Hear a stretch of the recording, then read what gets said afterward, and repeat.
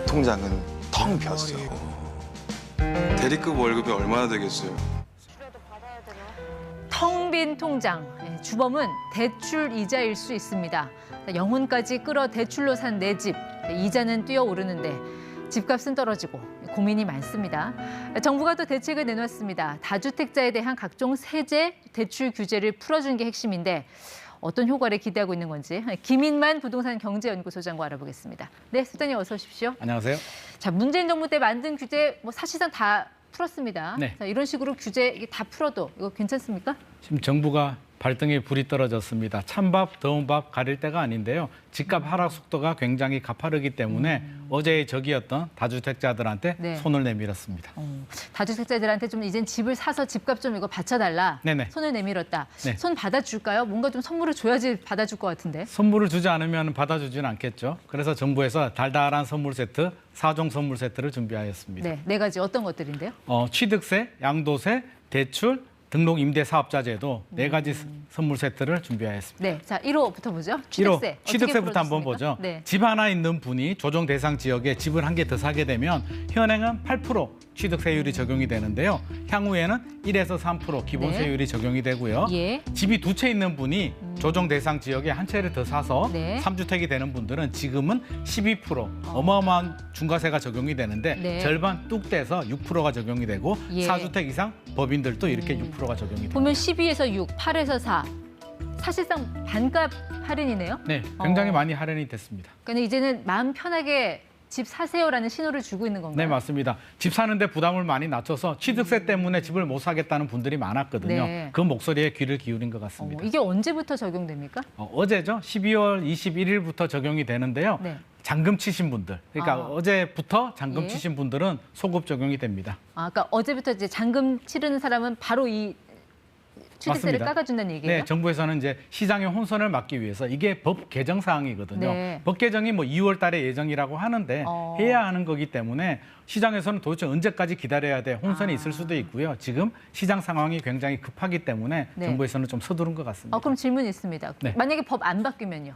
법안 바뀌면 굉장히 좀 어려워질 수는 있는데요. 정부에서는 2월 달에 여야 합의를 통해서 진행을 하겠다라고 하니까 일단 좀 지켜봐야 될 것 같습니다. 그러니까 깎아줬던 세금을 그럼 정부가 나중에 다시 대신 내줍니까? 그러면 그때는? 대신 내주지는 않을 것 같고요. 이게 2월이 아니라 좀 늦어질 수는 있겠지만 네. 결국 통과는 될 거고요. 소급 적용이 되기 때문에 걱정은 하지 않으셔도 될 것 같습니다. 그러니까 뭐가 그렇게 급해서 지금 그렇게 상황이 급박한 걸까요? 지금 어떻게 봐야 돼요? 주택시장이 분위기가 굉장히 급합니다. 하락 속도도 너무 빠르고요. 미분양도 빠르게 증가하고 있기 때문에 정부 입장에서는 선제 대응 차원에서 네. 여기서 집값이 더 빨리 하락하게 되면 금융권도 문제가 되고요. 세입자들도 전세 지키기가 어렵기 네. 때문에 좀 선제 대응을 하는 것 같습니다. 취득세 깎아주면 양도세도 깎아줍니까?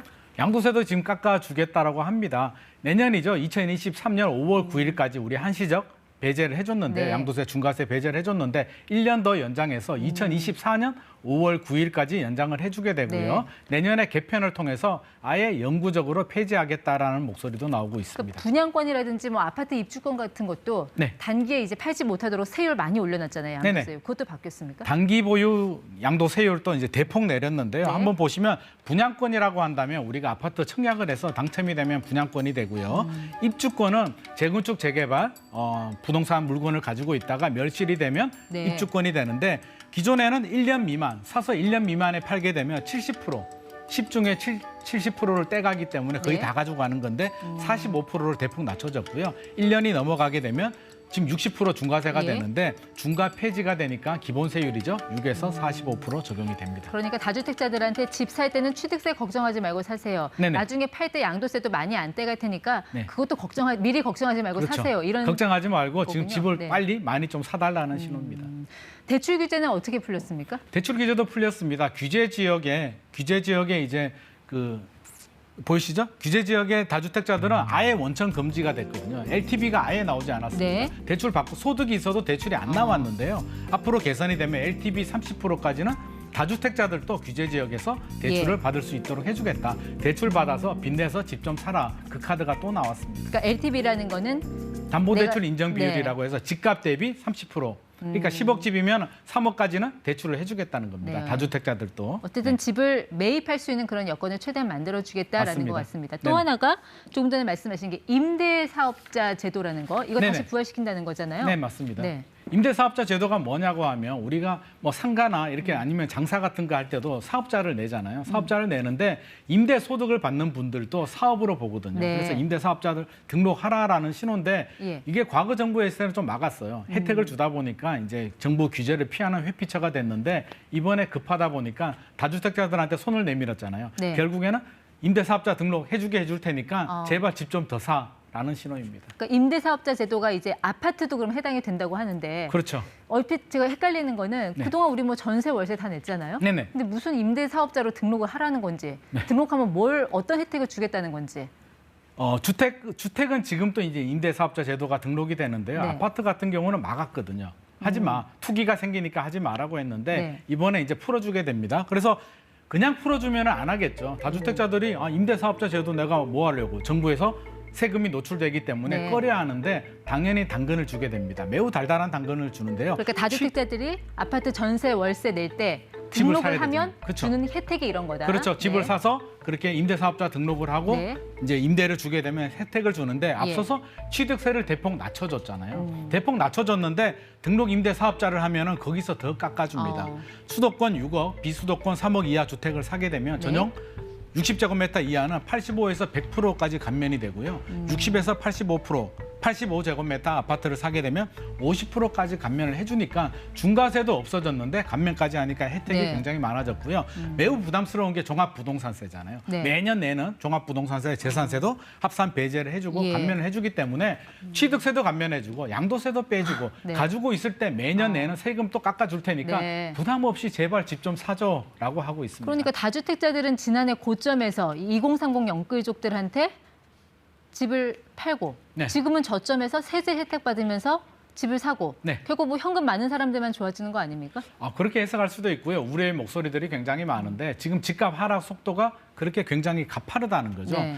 이렇게 집값이 빠르게 하락하게 되면 대출해준 금융권도 문제가 되고요. 세입자들은 또 전세 가격도 내가 네. 온전히 돌려받기도 어렵기 때문에 미분양도 많이 나오잖아요. 미분양도 많이 나오죠. 그렇기 때문에 정부 입장에서는 가급적이면 집값 빠르게 하락하는 것을 좀 막겠다는 의미입니다. 그러니까 천정부지로 이제 그 집이 오르는데 그게 이제 막 떨어지려고 하는데 그 네. 사이를 못 참고 다주택자들한테 이렇게 혜택을 주면 혹시 이게 나중에 뭐 투기를 부추기거나 그럴 우려는 없습니까? 나중에는 그럴 수가 있는데요. 지금 다주택자들 마음도 똑같거든요. 이렇게 풀어준다고 해서 제 생각에는 다시 뭐 급등하거나 그런 일이 생기지는 않을 것 같습니다. 왜냐하면 여전히 금리가 올라가고 있기 때문에 대출이자 부담이 크고요. 집값이 더 떨어질 것 같으니까 네. 움츠려들고 있거든요. 지금 그래프를 보시면 미분양 주택이 나오는데 미분양 주택은 실수요자들이 청약을 안 하면서 미분양이 발생하는데 실수요자, 집이 필요한 실수요자조차도 지금 움츠려들고 있는데 그래프 보시면 1월 달에 2만 호, 전국이 2만 호 정도의 미분양이 생겼는데 지금 4만 7천 호거든요. 네. 여기서 5만 호가 넘어가게 되면 위험 신호로 받아들이기 때문에 정부 네. 입장에서는 빠르게 지금 규제를 풀고 있습니다. 지금 집값이 폭락했네 뭐 이런 얘기를 하지만 사실 실제 분양가보다 낮아진 집이 뭐 얼마나 될까 이런 생각도 들거든요. 네네. 이렇게 규제 다 풀어줬다가 네. 내년에 혹시 시장 상황이 바뀌면 이 규제 풀어준 게 오히려 부메랑이 될 수도 있지 않을까요? 오히려 시장의